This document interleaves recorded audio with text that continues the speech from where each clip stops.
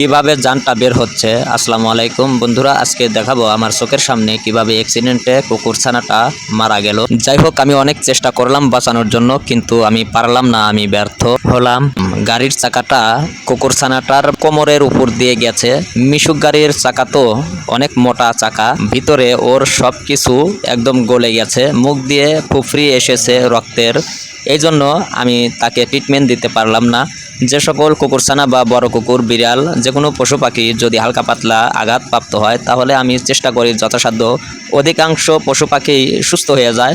আমার সাধ্যমতো আমি চিকিৎসা চালিয়ে যাই। যে পর্যন্ত তারা সুস্থ না হয় সেই পর্যন্ত আমার বাড়িতে রেখেই তাদেরকে চিকিৎসা দেওয়ার চেষ্টা করি। সবাই দোয়া করবেন আমি যেন এই কাজগুলো আমার নিঃশ্বাস থাকা পর্যন্ত চালিয়ে যেতে পারি। যে সমস্ত বন্ধুরা আমার কথাগুলো শুনছেন বা ভিডিও দেখছেন, তারা একটু খেয়াল করে গাড়ি চালাবেন। এটাও কিন্তু আল্লাহ তাআলার সৃষ্টি মাখলুকাত। সবাইকে ধন্যবাদ আমার ভিডিও দেখার জন্য। আমার ভিডিওগুলো দেখে শেয়ার করার চেষ্টা করবেন, যেন অন্য বন্ধুরা দেখে তাদের ভিতরে পশু পাখির প্রতি ভালোবাসা সৃষ্টি হয়। সবাইকে ধন্যবাদ, ভালো থাকবেন, সুস্থ থাকবেন এই কামনা করি।